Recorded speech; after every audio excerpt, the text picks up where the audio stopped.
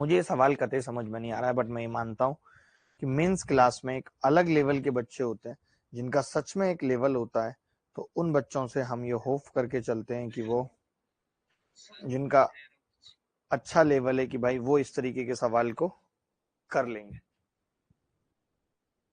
ठीक है, तो एक बार कोशिश करके देख लेते हैं, अगर ये होता है तो अच्छी बात है, और नहीं होता है तो इसको आज छोड़ देंगे। ठीक है भाई, थोड़ा बहुत इसको इधर उधर बना के देख लेते हैं, करके देख लेते हैं। ठीक है,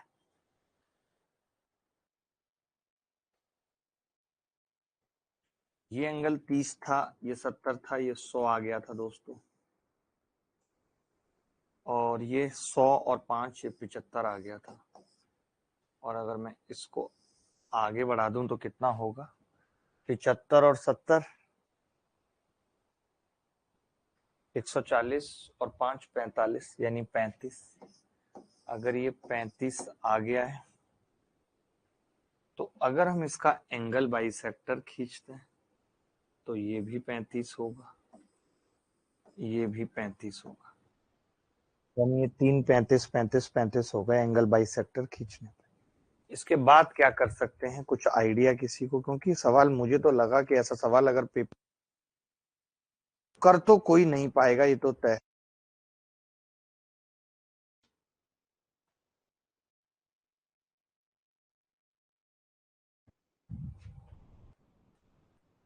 इसको भी आगे बढ़ाना है।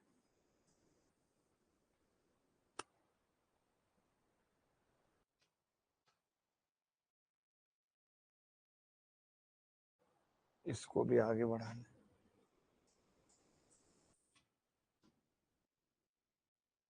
और कुछ आ रहा है किसी के दिमाग में?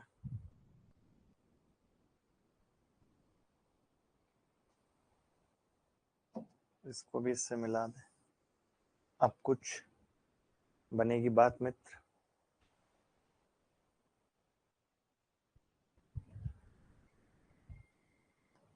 अच्छा, ये एंगल कितना होगा, ये 75 है, ये 5 और 5 10, तो ये कितना होगा पूरा, ये पूरा, तो आप कहेंगे 75 और 5 80, ये 95 होगा। और ये 95 और 35 130, ये 95 ही होगा ना भाई? ये नहीं, 95 क्यों होगा, 75 और 10 85 होगा, ये 85 भाई। 85। अगर ये 85 और वो 35 तो 120, तो ये कितना होगा 60, ये 60 आ गया मित्र। अब अगर ये 60 है, और कुछ भी निकाल सकते हैं, कितना कुछ निकालेंगे ये भी देखने की बात होगी।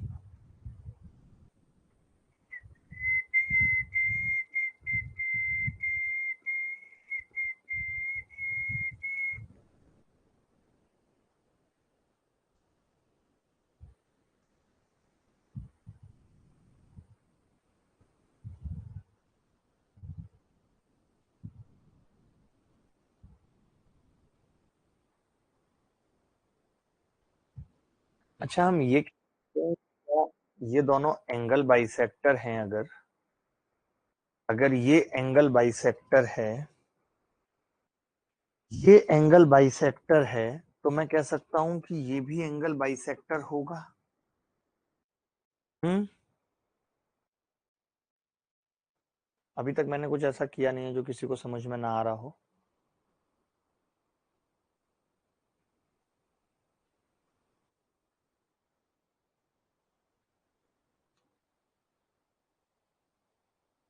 या वो छोड़ो, आप एक चीज समझो, मैं तो कहता हूं कि ये पूरा ट्राइंगल है, ये पूरा ट्राइंगल है भाई, तो ये इसका एक्सटीरियर है, तो ये इसका एक्सटीरियर कितना होगा,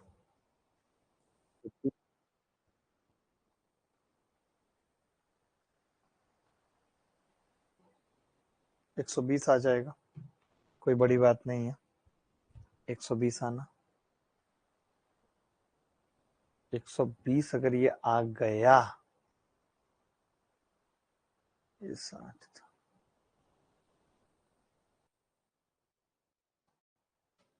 ये एंगल बाइसेक्टर, ये एंगल बाइसेक्टर, तो ये भी 60 60 के हो गए। और अगर ये 60 60 के हो गए भाई, अब हम कह सकते हैं कि दो एंगल बाइसेक्टर अगर एक दूसरे को कट कर रहे हैं भाई किसी भी क्वाड्रिलेटरल में, तो इनके डायगोनल 90 पे कट करेंगे, और अगर डायगोनल 90 पे कट कर गए तो ये 35 और 30 65, तो ये 25 बच गया। यही उत्तर है भाई, उत्तर याद कर लो।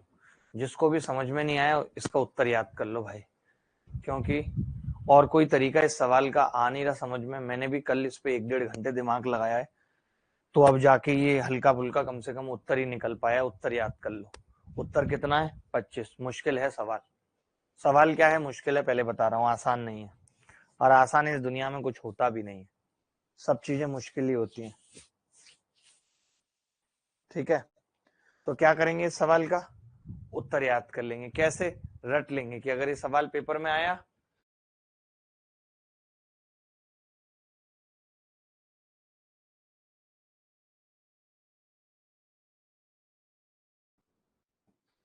एक समलंब में दो समांतर भुजाएं बराबर लंबाई की हैं जो कि प्रत्येक 6 इकाई है। प्रत्येक 6 इकाई है। ठीक है, समांतर भुजाएं एक दूसरे की इकाई दूरी पर हैं। दूरी 1 है।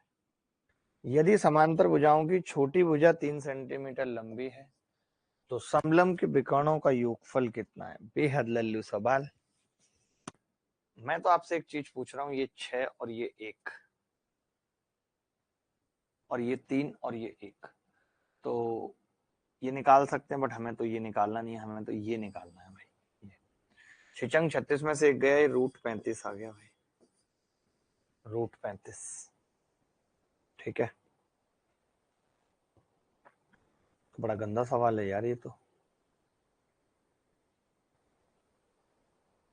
Shorter sides 3, parallel sides are eight unit distance from each other, two non parallel sides are equal length 6। गंदा है सवाल।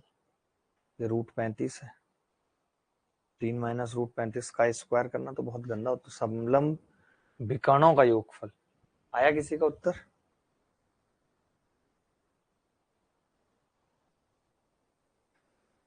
क्योंकि अगर ये 6 है, छिचंग 36 में से एक गया तो रूट 35 आएगा, तो फिर बड़ा मुश्किल हो जाएगा यार सवाल करना। अब ये भी आपको पता है रूट 35 होगी, तो ये 3 प्लस रूट 35 आ जाएगा। अब आपने पूछ लिया हमसे कि यार विकर्णों का इस सम, तो ये विकर्ण कितना आएगा? अंडर रूट के अंदर इसका स्क्वायर 1 प्लस 3 3 9 प्लस 35 प्लस 3 दूनी 6 रूट 35, तो 35 और 1 36 और 9, 36 और 9 कितना होगा? 45 प्लस 6 रूट 35। ये विकर्ण, एक विकर्ण होगा, दूसरा भी यही होगा। क्या आ रहा है किसी का उत्तर?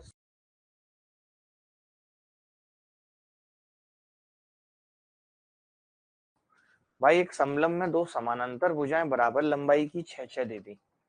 समांतर भुजाएं एक दूसरे से इकाई दूरी पर यानी एक दूरी पर। समांतर भुजाओं की छोटी भुजा 3, छोटी 3 कर ली हमने। अब 6 और ये 1, तो छिचंग 36 में से एक गया भैया रूट 35, तो ये रूट 35, ये भी रूट 35। तो मैंने ये पूरा क्या कह दिया? 3 प्लस रूट 35, क्योंकि यहाँ से यहाँ तक 3 होगी और मैंने विकर्ण निकाल दिया। अब एक विकर्ण ये आया, इसका डबल कर लेंगे। बताओ, हम अगर गलत करें तो बताओ कुछ, या तो सवाल में गलती है कुछ। हाँ तो वही है, या तो फिर देखिए क्या होगा कि इसको कर लीजिए 5, ये 5 है ना सवाल में, और समांतर भुजाएं एक दूसरे से कितनी दूरी पर हैं? 3, और छोटी भुजा की लंबाई कितनी है?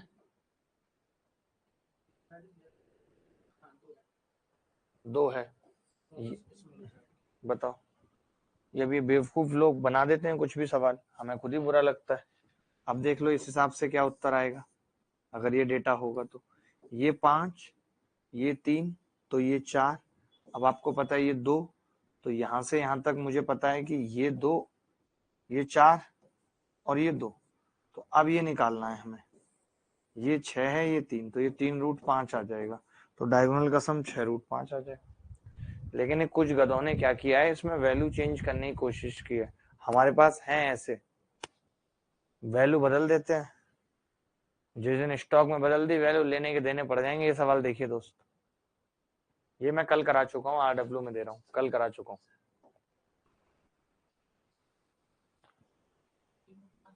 हाँ हाँ, वो एक ही पूछा ना, इसमें योगफल पूछा दोनों का। किसी समानांतर भुजाओं की दो भुजाएं इतनी है, समझो ऊंचाई है तो इसका क्षेत्रफल क्या होगा। RW में लिख लीजिए, बेहद आसान है, फॉर्मूला लगाना है।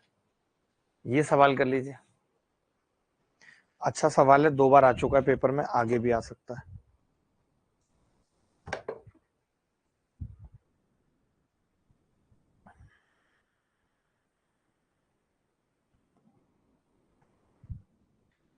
एक समद्विबाहु समलंब का क्षेत्रफल 176 वर्ग सेंटीमीटर है और ऊंचाई इसकी समानांतर भुजाओं के योग का 2/11 है। यदि समानांतर भुजाओं की लंबाई का अनुपात 4:7 है तो विकर्ण की लंबाई ज्ञात कीजिए, क्या होगी। दिल है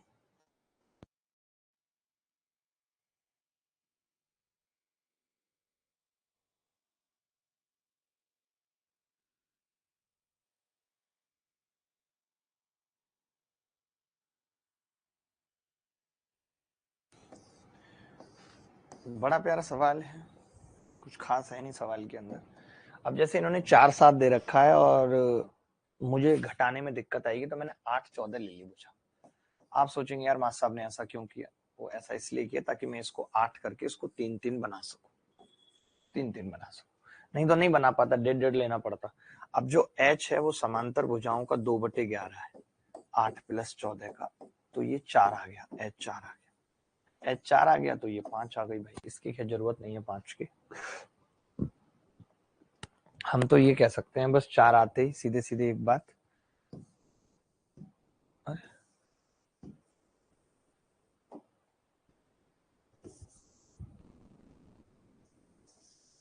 तो मिट ही नहीं रहा भाई आज तो।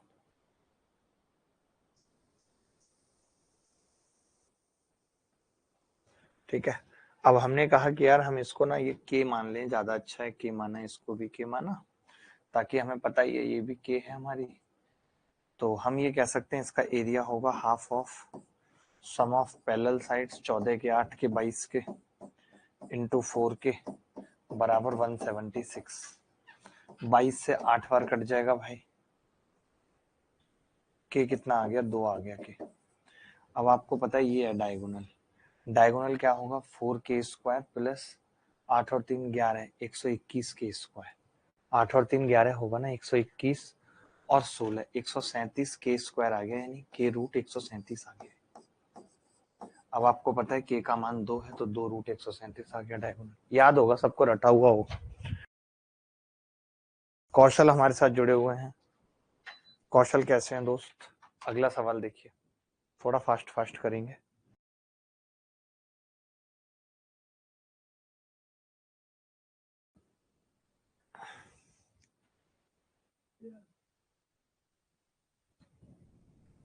उसमें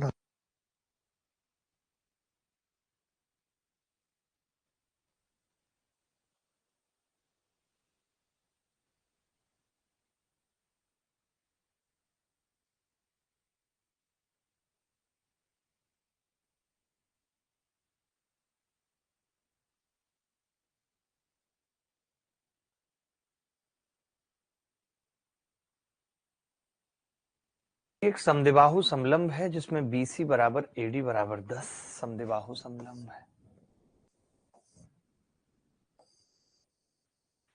A B C D,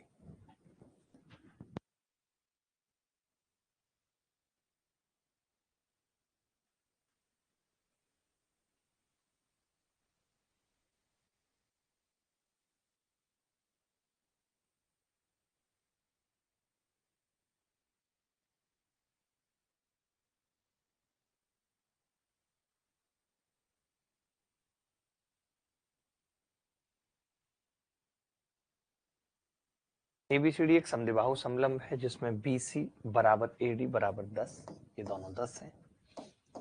A B 2 है, बहुत छोटी है ए बी यार, तब ए बी को ऊपर ले आए फिर दोस्त, ए बी को ऊपर ले आते हैं भाई, छोटी है ना।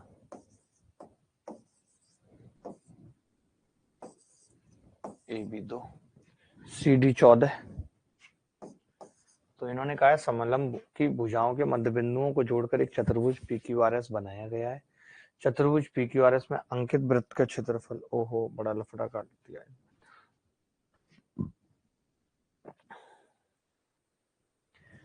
कि मध्य बिंदुओं को जोड़ के हमने इसके मध्य बिंदु जोड़ दिए भाई।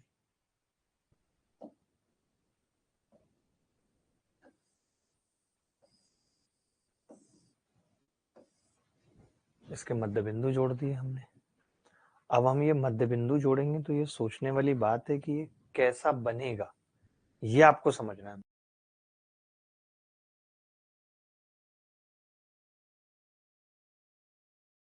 जैसे कि ये 7 है, ये 5 है, ये 5 है, ये 1 है, ये 1 है, ये 5 है, ये 7 है, ये 5 है। यानी आप ये कह सकते हो दोनों भुजाएं बराबर होंगी आजू बाजू की। ये तो कह सकते हो कि दोनों भुजाएं आजू बाजू की बराबर होंगी और ऊपर ऊपर की बराबर होंगी, ये तय है। अब इन्होंने कहा है कि चतुर्भुज पीक्यूआरएस में अंकित वृत्त के क्षेत्रफल का, अब इस वृत्त के क्षेत्रफल का भाई, ये वृत्त बन गया इसके अंदर, इसके क्षेत्रफल का एबीसीडी के क्षेत्रफल से अनुपात क्या होगा। गहरा सवाल है दोस्त, मैं तो कहूंगा गहरा सवाल है।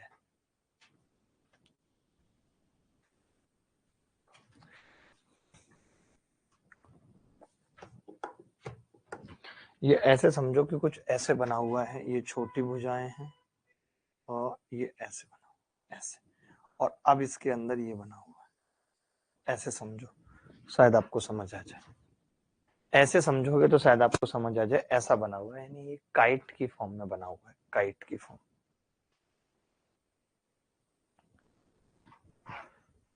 आप में से कितने सारे लोग हैं जो काइट का ये निकालना जानते हैं। इन्होंने तो वृत्त की रेडियस तो दे नहीं रखी है, कुछ क्षेत्रफल पूछ रहे हैं वृत्त का बस।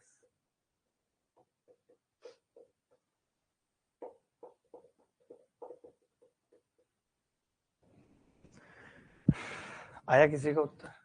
सर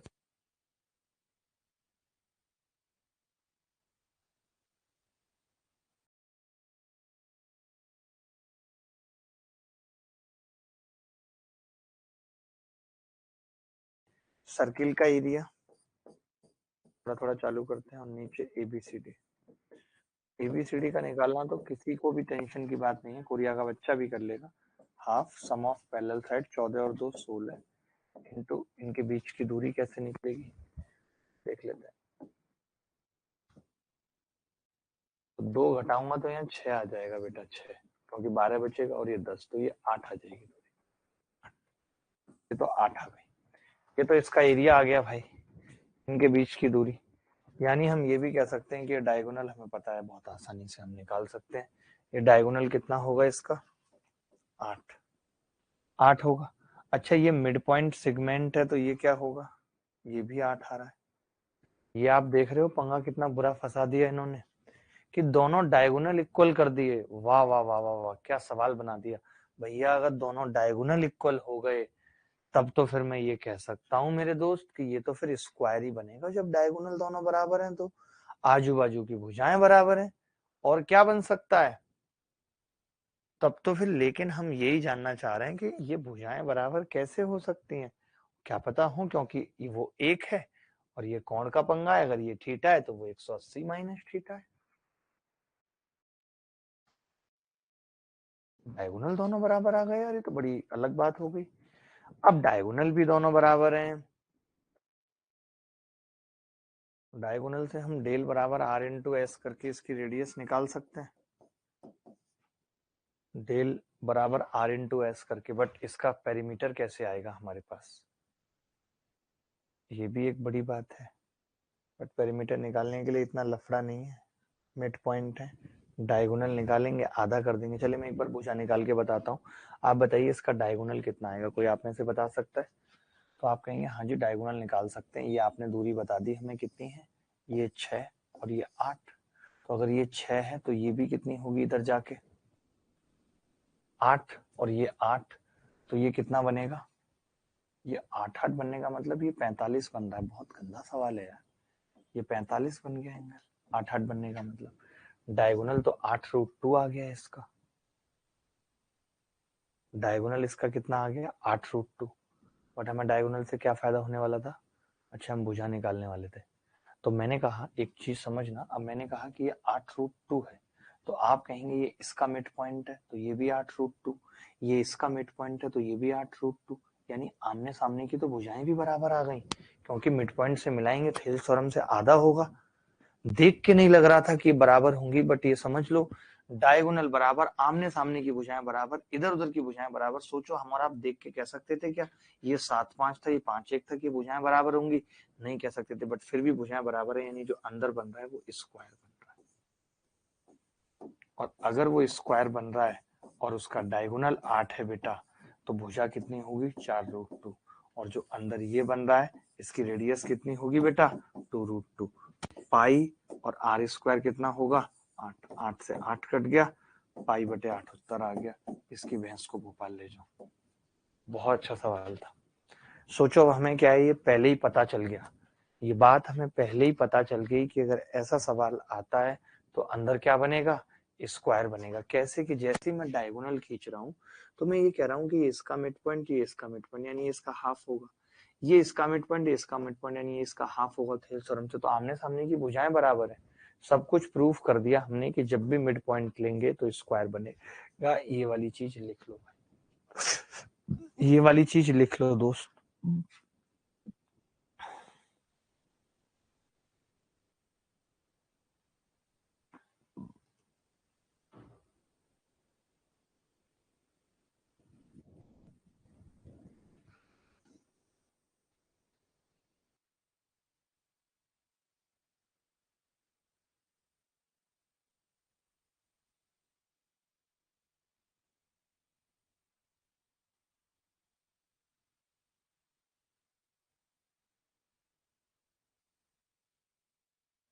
प्रस्थ काट वाले एक ऊर्ध्वाधर स्तंभ का आधार एक समलंब है जिसकी समानांतर भुजाएं 10 सेंटीमीटर और 20 सेंटीमीटर लंबी हैं, जिसकी समानांतर भुजाएं, जबकि अन्य दो भुजाओं की लंबाई समान है। समांतर चतुर्भुज के समानांतर पक्षों के बीच की दूरी 12 है। यदि स्तंभ की ऊंचाई 20 है तो स्तंभ की सभी 6 सतहों का कुल क्षेत्रफल क्या हो। ये क्या कह रहा है, तो पंगा फंसा दिया। The base of a vertical pillar with uniform cross section is a trapezium whose parallel sides is इतने। ये बेसिकली एक प्रिज्म का सवाल हो गया, बट कोई बात नहीं, आपको तो इतना कुछ आता ही है। तो इन्होंने पूछा है कि then the total surface area in square centimetre of all 6 surface of the pillar. एक पिलर ही ऐसा है, ठीक है, तो टोटल सरफेस एरिया पूछ रहा है, तो टोटल सरफेस एरिया कैसे निकलता है, TSA बराबर LSA plus 2 into area of base. पढ़ाऊंगा भी आगे जब आएगा तब, बट अभी सवाल आ गया तो करा देता हूँ। अब LSA क्या होगा, पेरीमीटर ऑफ बेस। तो पेरीमीटर कितना है, जिसके समानांतर भुजाएं 10 और 20 सेंटीमीटर लंबी है, 10 प्लस 20, अन्य दो भुजाएं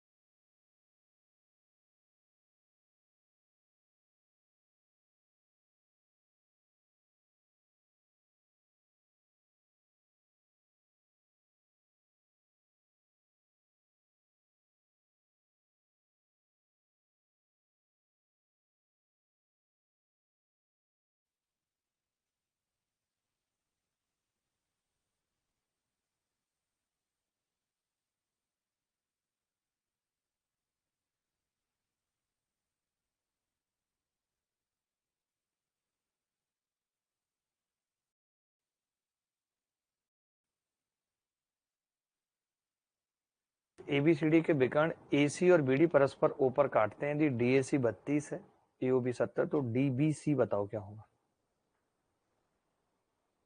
डीबीसी देखिए ये 32 है तो ये भी 32 होगा, पैरेलल भुजाएं एकांतर कोण। अब ये 70 है तो ये 38 होगा क्योंकि एक्सटीरियर है। खेल खत्म। ये सवाल देखो, थोड़ा जल्दी जल्दी उत्तर बताएंगे तो अच्छा लगेगा।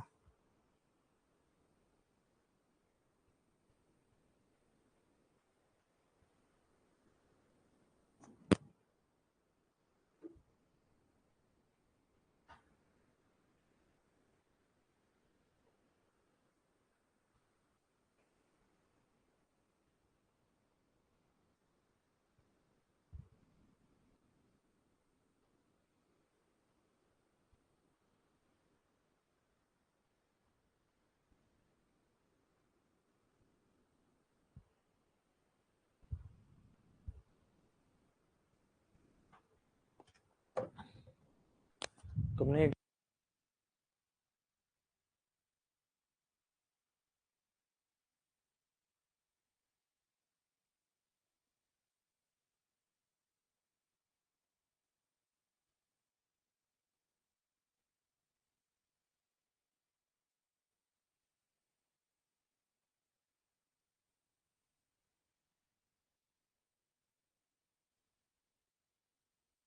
देखो भाई, दी गई आकृति में एबीसीडी एक वर्ग है। अच्छा एक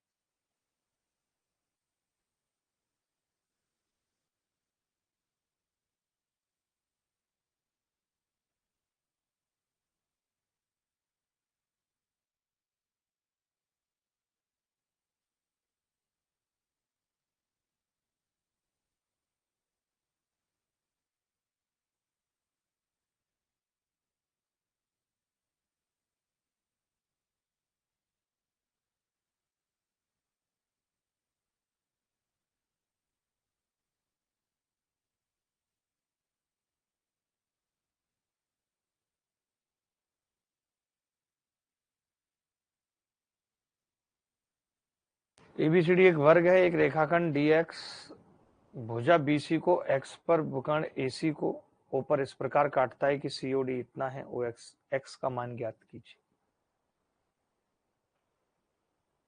यार ये सवाल कितना बाहियात है, आप बताओ। ये 45 डिग्री होगा अगर वर्ग है तो, और 45 इसमें से घटाऊंगा तो ये 60 डिग्री होगा। सोचने की जरूरत है क्या इस सवाल में कुछ।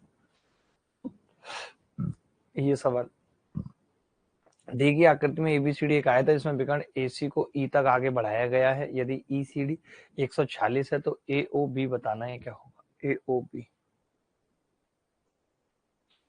देखिए अगर ये 146 है तो ये कितना होगा, 34 34 होगा।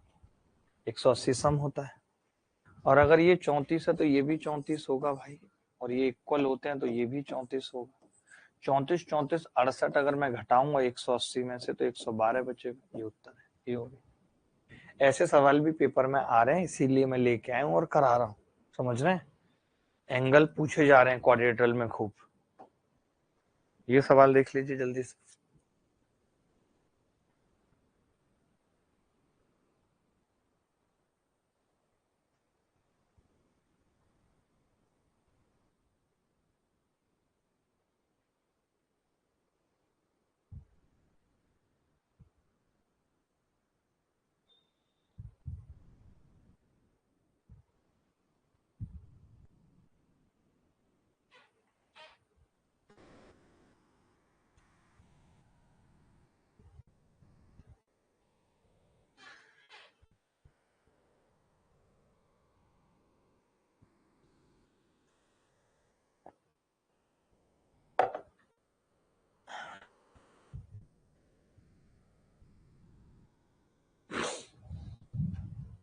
जाने कहाँ अंचित तुम गए बेटा, जाने कहाँ अंचित तुम गए। दी गई आकृति में एबीसीडी एक समांतर चतुर्भुज है। मैसेज देखो, एंगल ए 60 यदि ए और बी के समद्विभाजक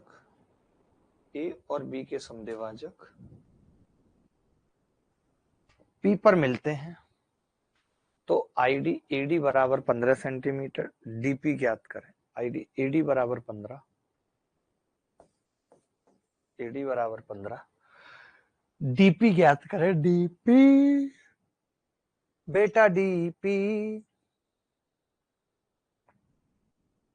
समांतर चतुर्भुज है, ए और बी के समद्विभाजक हैं, यानी कि ये 30 है।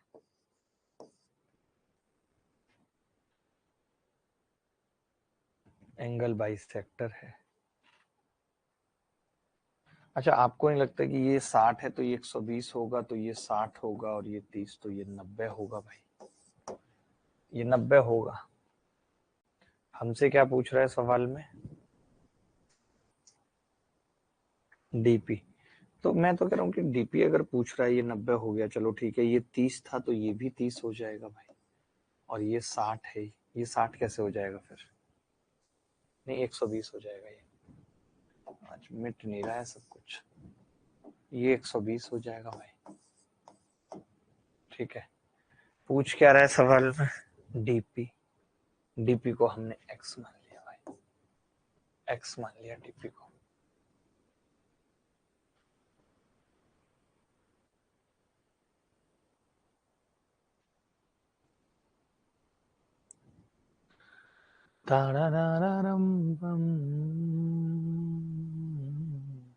देखो मैंने यहाँ से परपेंडिकुलर डाल दिया बेटा, तो आप कहेंगे कि जी मास्टर साहब अगर आपने परपेंडिकुलर डाल दिया यहाँ से तो ये 30, ये 90, ये 60, तो मैं कह सकता हूँ कि ये 1 और ये √3 हो जाएगा, और परपेंडिकुलर इक्वली डिस्ट्रीब्यूट करेगा।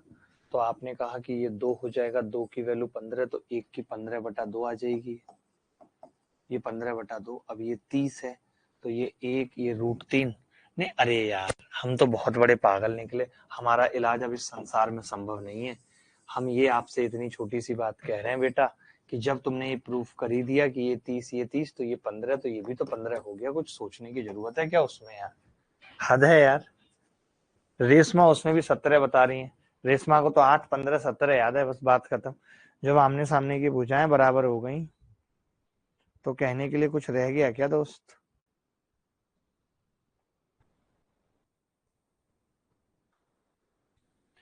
तुम जो कह दो तो चांद तारों को तोड़ लाऊंगा मैं, इन हवाओं को, इन फिजाओं को मोड़ लाऊंगा मैं, दुनिया से तुम्हें चुरा लूं, तुमसे आंखें चार कर लूं, मेरी धड़कनों को समझो, तुम भी मुझसे प्यार कर लो, ला ला ला ला ला। Sir opposite side of i opposite angle are equal.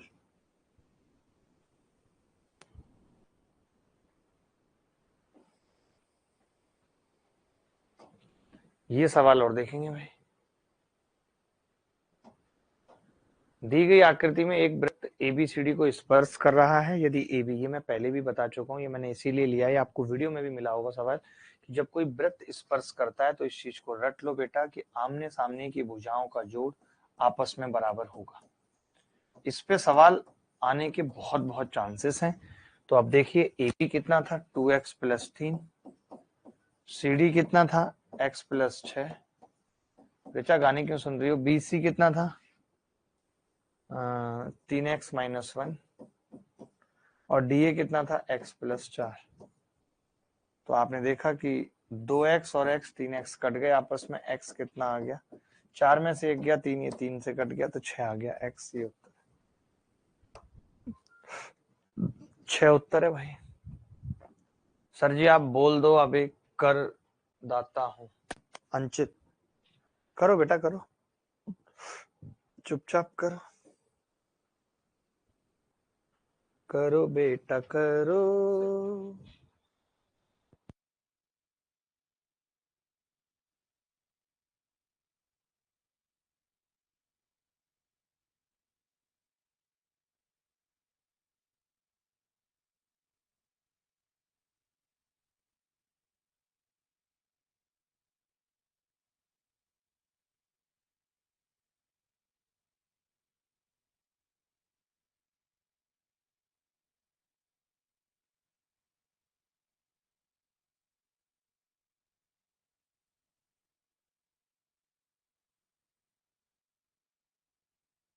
देखना दोस्त, थोड़ा सा मुश्किल सवाल है।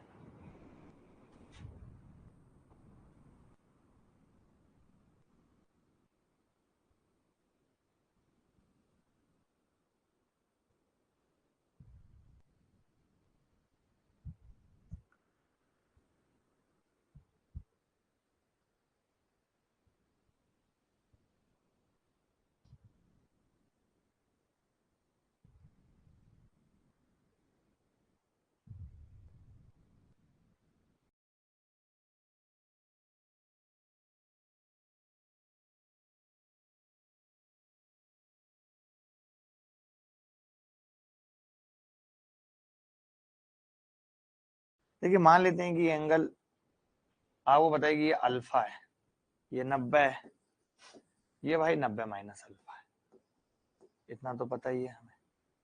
ठीक है भाई। अब मैंने कहा कि मान लेते हैं कि ये बीटा है, तो आप कहेंगे ये 90 माइनस बीटा हो जाएगा जी, तो ये बीटा हो जाएगा जी, ये बीटा, तो ये 90 माइनस बीटा हो जाएगा जी। आपको नहीं लगता कि दोनों ट्राइंगल आपस में सिमिलर हो जाएंगे? नाम दे देता हूँ, बदतमीज का ABC दे देता हूँ, इसका AMN दे देता हूँ। तो आप कहेंगे कि जी ये दोनों सिमिलर हो जाएंगे। कौन कौन से? AMN सिमिलर हो जाएगा जी, CBA के सिमिलर हो गया। अब आपको पता है दोनों के हाइपोटेनस का 3K का रेशियो है, ये 3 है और ये 4 है, तो 3 और 4 का रेशियो है हाइपोटेनस का। तो भुजाओं का कितने का होगा? मान लेते हैं 90 माइनस बीटा के सामने इधर 4K है, तो आप कहेंगे 90 माइनस बीटा के सामने इधर भी 4K हो जाएगी। बोलो हो जाएगी या नहीं? क्लियर बताओ जी। 90 माइनस सॉरी 3K हो जाएगी ना इधर, क्योंकि सेम रेशियो होगा, तो ये 3K हो जाएगी। अब आपको ये भी पता है कि यार अगर ये 4K है तो पूरी 4K, तो ये K हो जाएगी। यहाँ से K आसानी से निकाल सकता हूँ मैं, 17K स्क्वायर बराबर 16। पाइथागोरस से K कितना आ गया? 4/√70। अब सवाल में क्या पूछा है? वर्ग की भुजा की लंबाई पूछी है, तो वो 4K है, 4 से मल्टीप्लाई 16/√70। बड़ा प्यारा सवाल था।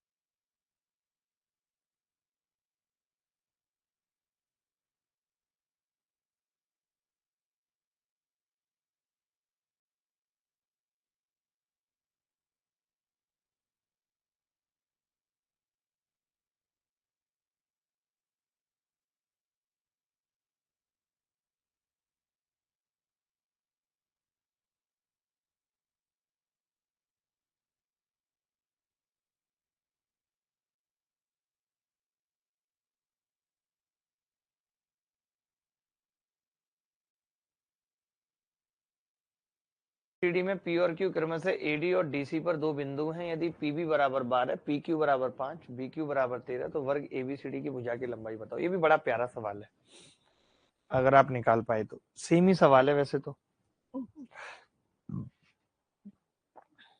चलो फिर RW में लिख लो, पीछे वो सवाल था वही सेम सवाल है।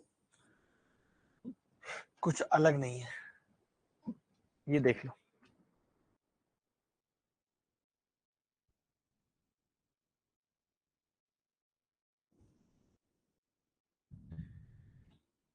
मैं भी पढ़ाई करके सरकारी नौकरी करूंगा विवेक झा। करो तो सही, पहले पढ़ाई तो करो, नौकरी तो बाद में कर लोगे।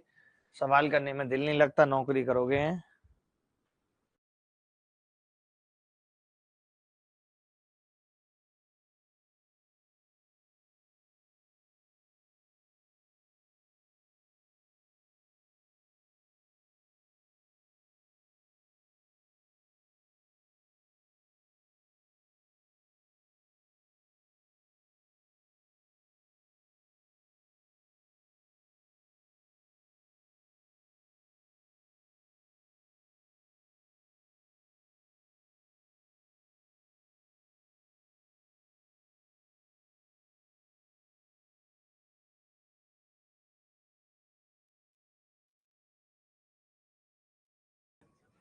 इसलिए पूछने के लिए कह रहे थे कि बड़ा बड़ा प्यारा सवाल है। मैं एक चीज कह रहा हूँ आपसे, ये 8 और ये 2 और ये परपेंडिकुलर इस पे भी डाल दिया तो हम ये 4 निकाल सकते हैं। कैसे? 8 दूनी 16 का अंडर रूट 4। मानते हैं कि नहीं मानते? ये तो हमने पढ़ा है राइट एंगल ट्रायंगल में कि ये 4 आ जाएगा। अच्छा, अब ये निकालना है तो आपको नहीं लगता कि हमने ये भी पढ़ा था कि P कहीं पे बिंदु है तो AP का स्क्वायर प्लस PC का स्क्वायर बराबर होगा 8 का स्क्वायर प्लस 2 का स्क्वायर। तब आप कहेंगे AP कितना आ जाएगा जी? 8 8 64 और 4 68 में से 16 गए 52, रूट 52 यानी 2 रूट 13। खेल खत्म। तो इसमें दो चीजें यूज करने के लिए मिल गई। हमें क्या मिल गया? दो चीजें यूज करने के लिए मिल गई। आगे बढ़ते हैं। आप रिप्लाई करते रहो रिचा सब बच्चों के, जो ये बच्चे हैं, क्योंकि bell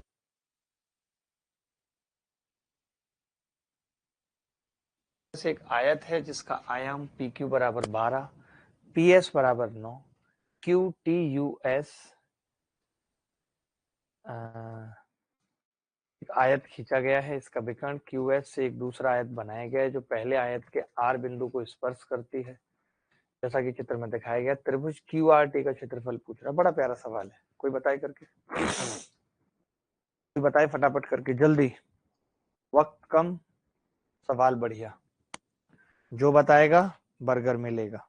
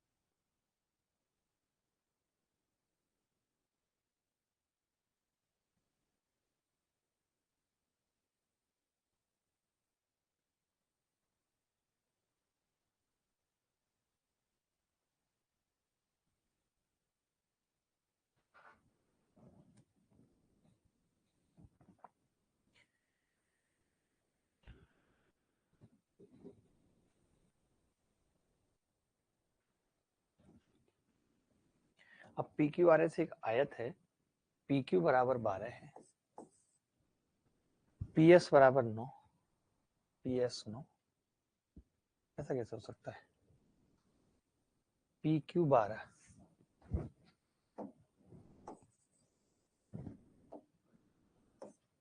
P Q 12, P S 9, 9 12 ये 15 आ गया।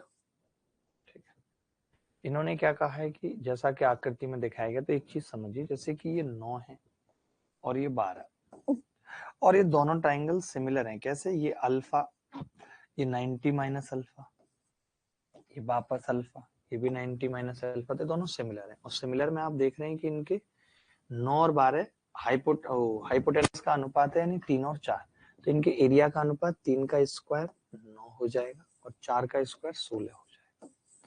आपको ये भी पता होगी कि इन दोनों का क्यू टी आर भी लिख रहा हूं यहाँ पे, प्लस आर एस यू का जो एरिया होगा वो बराबर होगा क्यू आर एस के।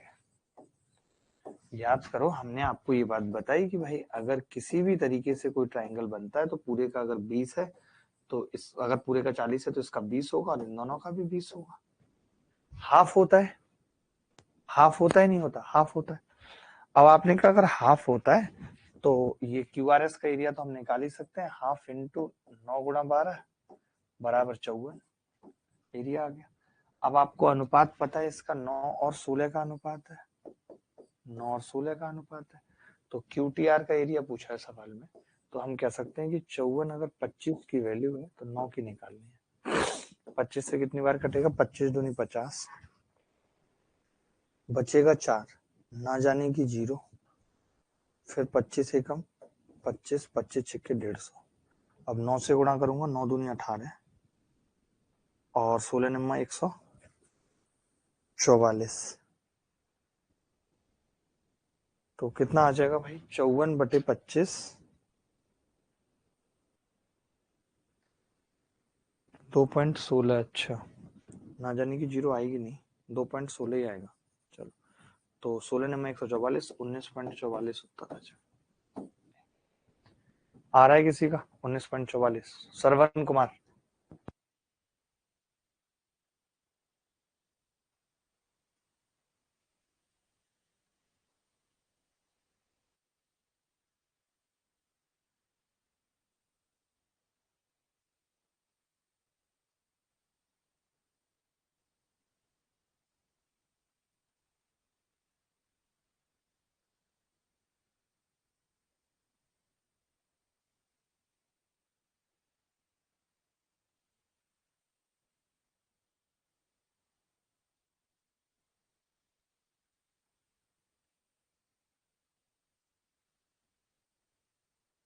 दिए गए चित्र में एबीसीडी एक समांतर चतुर्भुज है, त्रिभुज ईबीएफ का क्षेत्रफल 4, ए ई एफ डी का 11, ए और ईबी के बीच का अनुपात पूछ रहा है।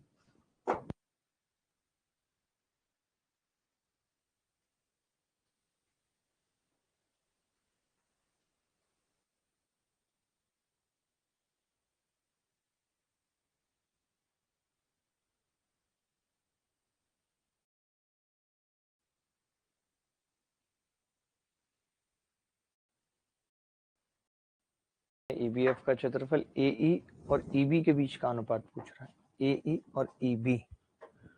वाह वाह दोस्तों वाह।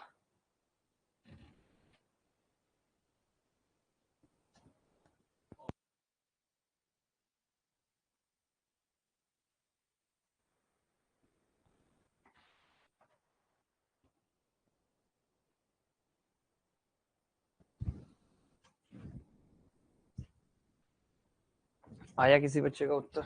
एनी बॉडी एल्स, कोई भी बॉडी बताए, चाहे वो डेड बॉडी क्यों ना हो, अच्छा लगता है हमें। देखिए ये 11 और ये 4 है तो पूरे का एरिया कितना आ जाएगा, कोई बता सकता है? तो आप कहेंगे कि जी हाँ हाँ पूरे का एरिया मैं बता सकता हूँ कितना आ जाएगा। 11 और 4 15 इधर है, 15 ऊपर होगा तो एबीसीडी का एरिया होगा 15 दूनी 30। एबीसीडी का एरिया होगा 15 दूनी 30। अब हमें क्या निकालना है, ए और ईबी। तो जब ए और ईबी की बात आती है तो हम सोचते हैं कि यार हम ऐसा कुछ कर लें कि एरिया ऑफ ट्राइंगल हम निकाल दें तो बात बन जाएगी, बात बन जाएगी दोस्तों। अच्छा मैं अगर इसको इससे मिला दूं तो आप क्या कहेंगे? हाँ तब आपका कहना होगा जी कि अगर आपने इससे मिला दिया तो इस पूरे ट्राइंगल का एरिया कितना होगा, आप कह देंगे जी 15 होगा, आधा हो जाएगा 15। ठीक है चलेगा। और इसका अब हमें और किस किस का निकालना है भाई, तो कई एरिया निकालने पड़ेंगे। अच्छा जब आपने इसको इससे मिला दिया तब एक चीज समझना,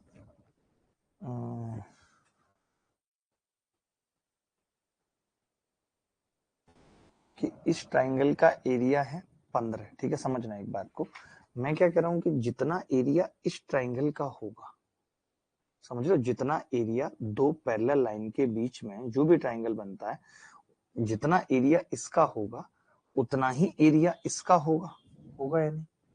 अगर जितना इसका इतना इसका तो फिर ये कॉमन आ जाएगा बीच वाला। तो मैं हमेशा कहता हूँ कि इसको याद रख लो कि इन दोनों का इक्वल होगा एक्स एक्स। मानते हो कि नहीं दोस्त? इन दोनों का इक्वल होगा एक्स एक्स। तो इसका कितना आ गया भाई, हमने कहा था अभी आपसे कि इसका 15 होगा, तो ये 15 माइनस एक्स आ गया। और कुछ बना दोस्त, क्योंकि हमें एरिया तो निकालना पड़ेगा, बिना एरिया के बात नहीं बनेगी दोस्त। ये 15 है।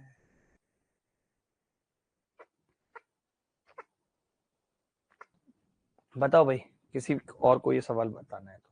और कुछ दिया हुआ है सवाल में? त्रिभुज ईबीएफ का क्षेत्रफल 4, ईबीएफ ये 4 हो गया। ऊपर वाले का एरिया आ जाए तो बात बन जाएगी, तुरंत की तुरंत बात बन जाएगी। तो मुझे एक्स निकालना है बस, क्योंकि जैसे एरिया आएगा मैं कह दूंगा एरिया का अंडर रूट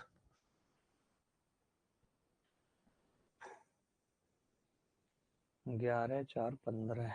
ये कितना आ गया? 11 माइनस एक्स आ गया। अगर हम इसको देखें तो इससे फायदा कुछ होना है नहीं।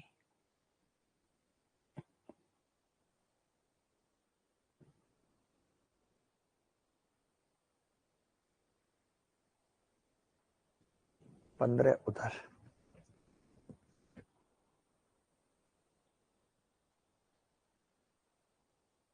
बहुत अच्छा सवाल है ये। इसका उत्तर 2 3 आ जाएगा। कैसे? ये 4 है, इसका एरिया 9 आ जाएगा। हम कहेंगे दोनों ट्रायंगल आपस में सिमिलर है, तो ये 4 और 9, तो ये 2 और 3 आ जाएगी भुजा। अब ये 2 और ये 3, तो ये 1 हो जाएगी, तो 1 2 उत्तर आ जाएगा सी। 4 7 बता रहा है विवेक झा। कुछ तो सोचो, कुछ तो दिमाग दिया करो हैं। विवेक आप कैसे तुक्का मारते हो, थोड़ा हम लोगों को भी सिखाओ तुक्का मारना। ये मैंने पहले भी कई बार कराया है सवाल, अगर आपने मेरे से पहले कभी पढ़ा है तो। कैसे मिस हो रहा है?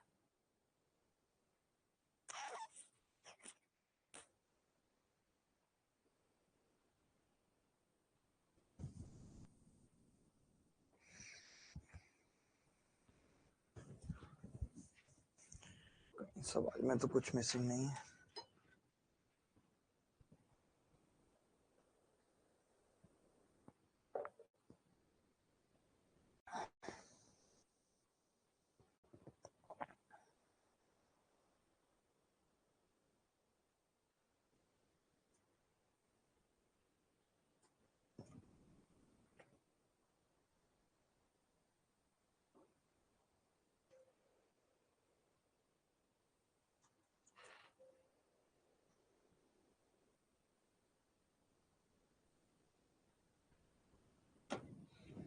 अच्छा, कुछ तो गड़बड़ हो रही है इस सवाल में। ये दोनों हमने इक्वल कह दिया कि एक्स एक्स है, तो ऊपर वाला 15 माइनस एक्स आ गया।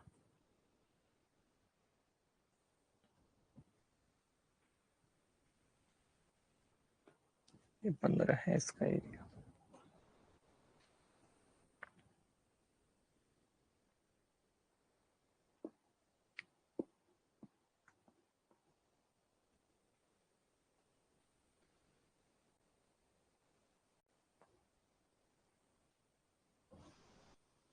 ऊपर वाले का एरिया हमने 15 बोला, इसका भी एरिया 15 है।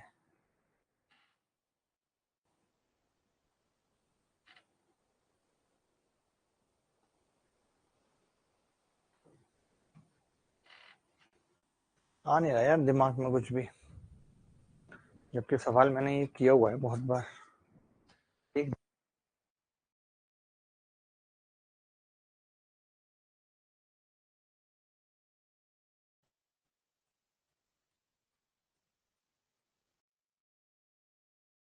एक सेकंड सोचने दो मुझे, कहाँ पे मिस हो रहा है, कहाँ पे मिस हो रहा है।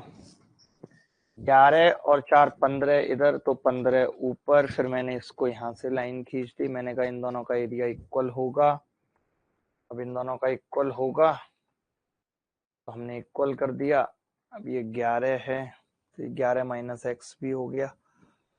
उससे फायदा मिला कुछ? मिल तो गया, हो तो गया, खेल खत्म। मैं ये कह रहा हूँ, अब मैंने इसको इससे मिलाया भाई, ठीक है, तो आपने देखा कि ये 11 माइनस एक्स हो गया। लो, हो गया सवाल। पता नहीं। अब हमने कहा कि ये और ये, ठीक है, ये और ये क्या है आपस में? हाफ ऑफ ये है, तो इसका एरिया भी हाफ ऑफ ये होगा। दोनों को जोड़ूंगा तो 15 ही आ रहा है बदतमीज, तो कम हो ही नहीं रहा। मैंने सोचा तुरंत बन गई बात, बट बात बनी नहीं। बात ने तंग कर दिया हमें।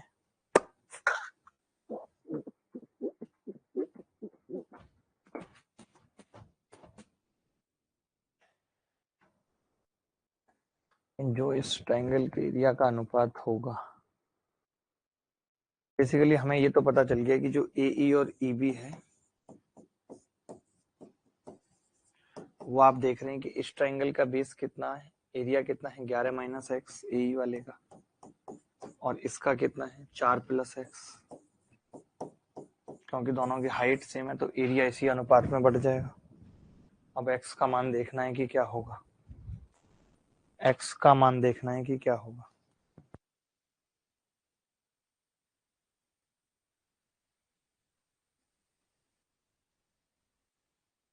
तो साइड 5 की मल्टीपल होगी तो सर 2-3 होना चाहिए। नहीं नहीं नहीं नहीं, ऐसा कुछ नहीं है यार। एरिया 30 की साइड 2-3 की मल्टीपल होगी। 1-2 है ऐसे तो 1-2 नहीं होगा, 3 का भी तो मल्टीपल है 30।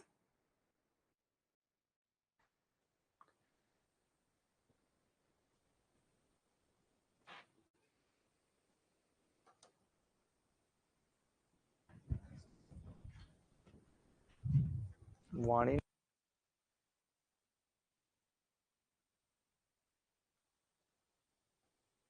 आंख वाले बच्चे कम है ना, जो हैं वो रिकॉर्डेड देखते हैं तो फंस जाता है मामला। एक्स निकालना है, एक्स नो आएगा। चलो मैं भी सोच रहा हूँ इस सवाल पे, जब तक अगला सवाल करो, लेट नहीं करते आप। अगला सवाल ये देखो, ये सवाल देखो। अरे राम,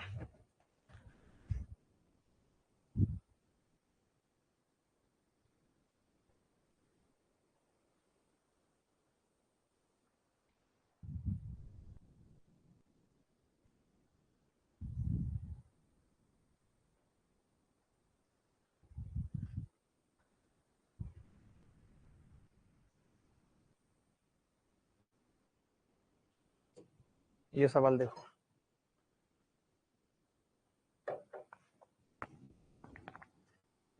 देखें, ABCD एक समलंब है, कोण BAD बताना है क्या होगा।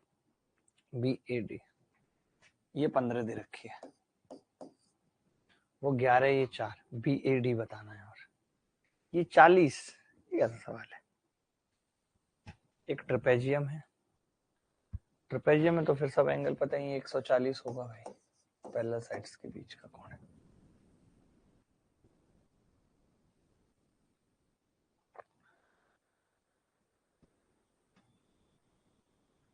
अगर हम ऐसे खींच दें ये लाइन 90 50 हो जाएगा।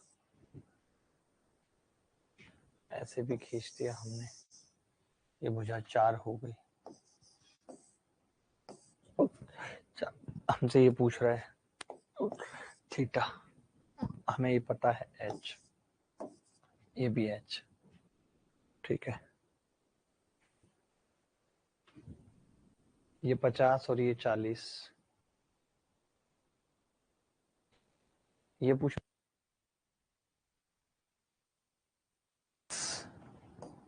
तो ये 11 माइनस एक्स, ये 11 माइनस एक्स होगा। अब यहाँ टेन थीटा h बटे 11 माइनस एक्स से मान लेते हैं।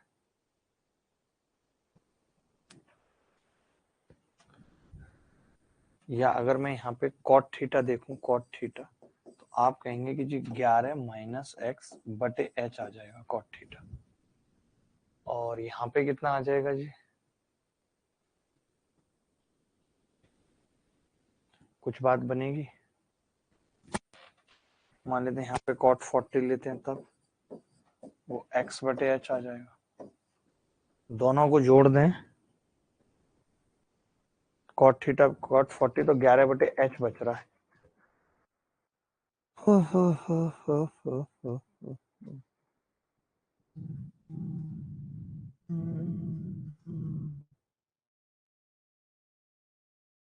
अच्छा, इसमें 11 बटे एच कितना है। अगर इस ट्राइंगल में 11 बटे एच देखूं मैं, तो आप कहेंगे सेक कोसेक 40 है। कोसेक 40 कितना है 11 बटे एच। अब मैं सबका मान रख देता हूं। मैंने इन दोनों को जोड़ा पहले, तो इन दोनों को जोड़ा तो कॉट थीटा प्लस कॉट 40 बराबर, ध्यान से समझना, cot theta plus cot 40 x by H cut जाएगा, 11/h कितना आ गया, कोसेक 40 आ गया जी। ये इक्वेशन निकाल दी मैंने थीटा में। अब आप देखो कि थीटा ऐसा क्या रखें कि जो ये सेटिस्फाई हो जाएगा, थीटा ऐसा क्या रखें जो ये सेटिस्फाई हो जाएगा। तो कोई बात नहीं, देखो इसको लिखते हैं हम, cot थीटा को क्या लिखेंगे, cos थीटा बटे sin थीटा। हर सवाल का सॉल्यूशन तो निकलेगा चाहे अब कुछ हो जाए, सवाल ही उस लेवल के है ना। नॉर्मल सवाल के तो वीडियो आपको दे ही दी, नॉर्मल होता तो बात ही खत्म हो जाती। कोसेक 40 मैंने एलसीएम ले लिया, एलसीएम लिया तो साइन थीटा और कॉस थीटा, तो ये बन जाएगा साइन ए प्लस बी का फॉर्मूला 40 प्लस थीटा बन जाएगा, बराबर इधर लेके जाएंगे अगर हम इसको तो साइन 41, तो ये साइन थीटा हो जाएगा। साइन थीटा को मैं साइन 180 माइनस थीटा लिख सकता हूँ, आप कहेंगे बिल्कुल। मैंने साइन से साइन काट दिया, 2 थीटा इधर आया, कितना हो गया 140, थीटा कितना आ गया 70, ऑप्शन में है 20 द करेक्ट आंसर। बहुत फर्जी सवाल था, बहुत ज्यादा फर्जी सवाल था।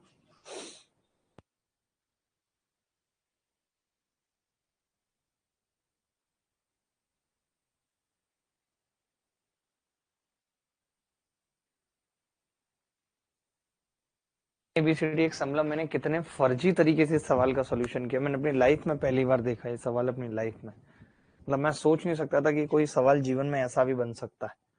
मैंने इसको थीटा मान लिया, मैंने कहा कॉट थीटा लगाया 11 माइनस एक्स बटे एच, मैंने कॉट 40 लगाया उसमें एक्स बटे एच, दोनों को जोड़ दिया मैंने, तो पता चला कि जोड़ के आ रहा है एक्स बाई एच तो कट जा रहा है, 11/h बच रहा है। तो मैंने कहा 11/h क्या होगा, तो आपने कहा ये कोसेक 40 होगा। फिर मैंने ये कॉस बटे साइन लिखा तो ये साइन ए प्लस बी का फॉर्मूला बन गया। तो आपने भी शायद अपनी जिंदगी में ऐसा सवाल नहीं देखा होगा, अगर डायरेक्ट आता है तो 70 उत्तर लगा दीजिएगा।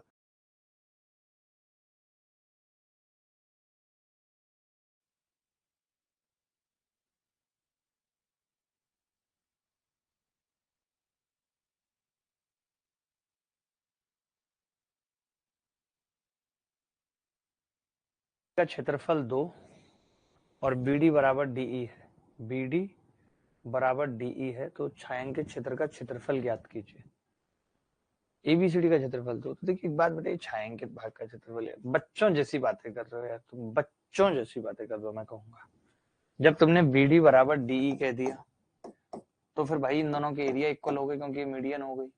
तो अगर एबीसीडी का 2 था तो एक एक ये भी 1 हो गया। ये सवाल पूछने वाला है यार, ये लेवल नहीं है तुम्हारा सवाल पूछने का। ये सवाल देखो, ये फिर आ गया लेवल वाला एक सवाल।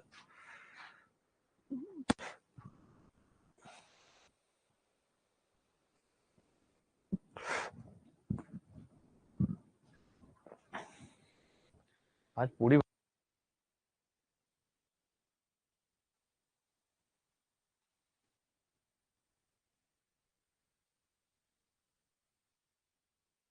आयत है, ई भुजा सीडी विकर्ण एसी पर कोई बिंदु है जो बी को बिंदु ओ पर काटता है, बीओ परपेंडिकुलर है, ये परपेंडिकुलर है मित्र। ओईसी का एरिया 1 है, 1 है, क्षेत्रफल बीओसी का 4 है। देखिए अगर ये 1 और 4 है, इसका मतलब ये भुजा 1 और 2 का अनुपात होगा। ये साइड की बात करूं तो ये के होगी और ये 2k होगी, तो ये बचा हुआ भी k होगा।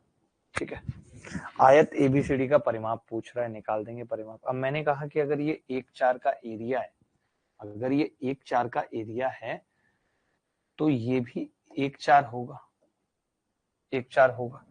अब आपने एक चीज तो पढ़ी होगी बेटा बहुत अच्छे से, कि अगर ये 1/4 है और ये परपेंडिकुलर है, ये भी परपेंडिकुलर, तो इसका वर्गमूल होगा ये, यानी ये k है तो इसका वर्गमूल ये 2k होगा भाई।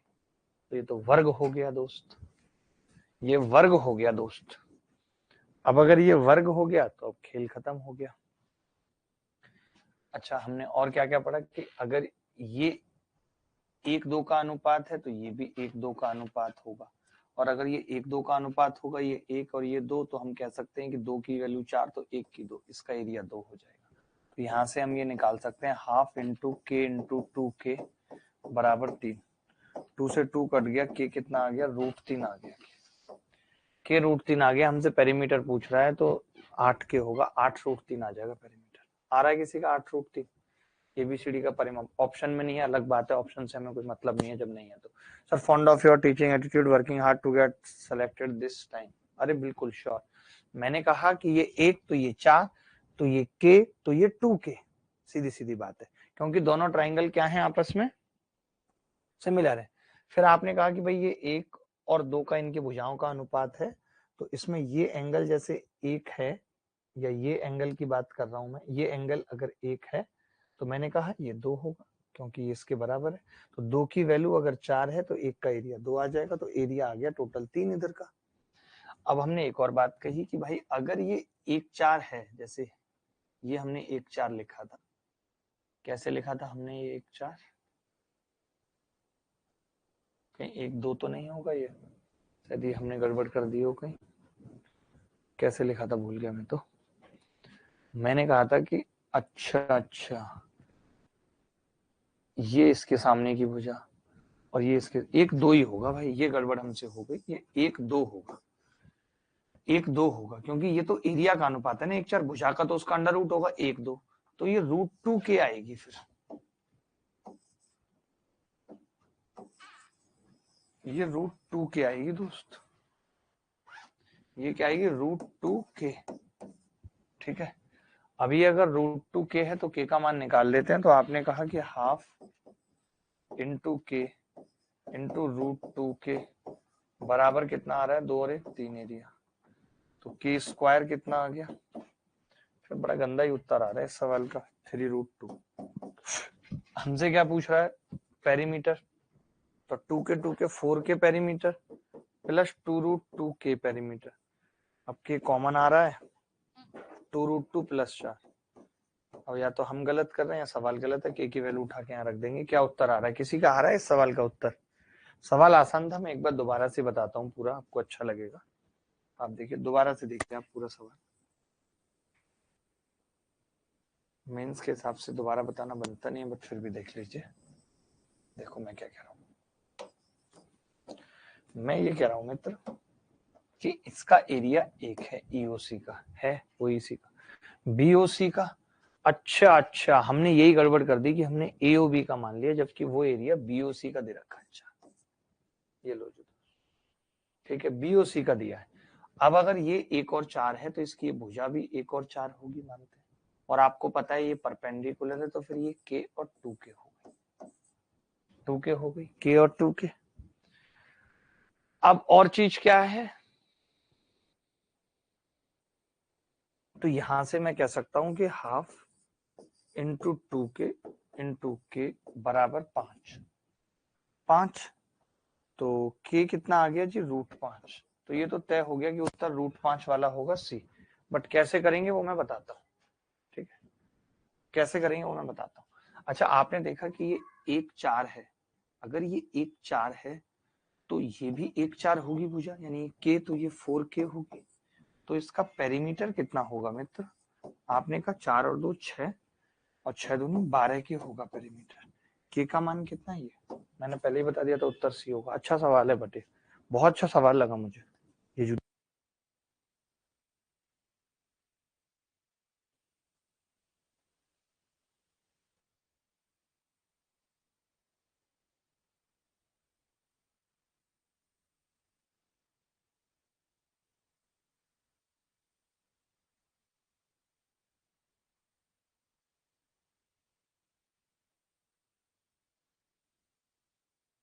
दोस्त ये सवाल देखना,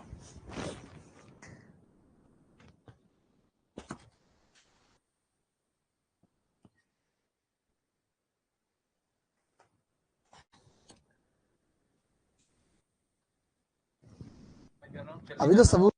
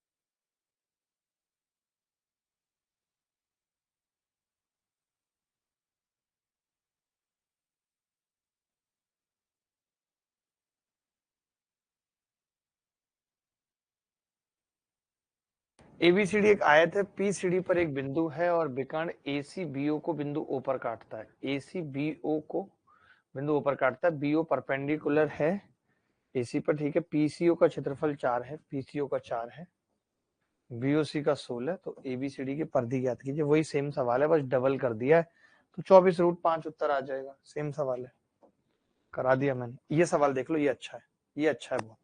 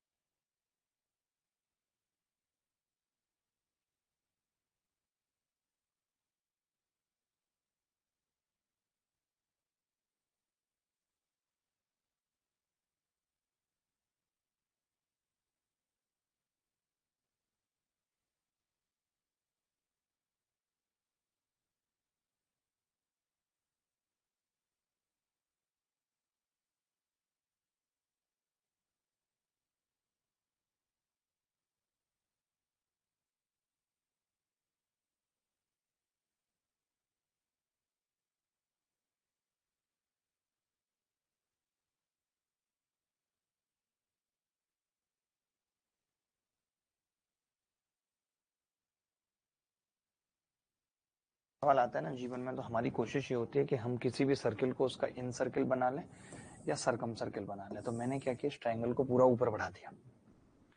अब एबीसीडी की भुजा 8 इकाई है, ठीक है, और एम अगर मिड पॉइंट था तो आपको पता है कि अगर ये 8 थी तो ये 4 थी, यानी कि ये भी मिड पॉइंट होगा, ये भी मिड पॉइंट होगा, तो ये 8 तो ये भी 8 होगी, तो फिर ये 8√5 आ जाएगी पाइथागोरस से। अब ये आर बराबर फॉर्मूला लगा दूंगा, ए प्लस बी कितना है 16 माइनस 8√5 बटे 2, A plus B minus C by 2, तो 8 और 16 24, तो ये 12 माइनस 4√5 उत्तर आ गया। लो जी, खेल खत्म कर दिया एक लाइन में, एक लाइन में खेल खत्म कर दिया। ना किया हो तो बताओ। हमने क्या किया, बस उसको पूरा ट्राइंगल बना लिया, ऊपर तक राइट एंगल ट्राइंगल बना दिया, A plus B minus C by 2। कुछ एक सवाल दिखा रहा हूं, सवाल आएगा, ये सीडीएस 2024 का सवाल है। एक ये सवाल हम पीछे कर चुके हैं, अभी काट देता हूं, ये सवाल भी पीछे कर चुके हैं, काट देता हूं। बस इतने ही सवाल थे, खत्म है सवाल।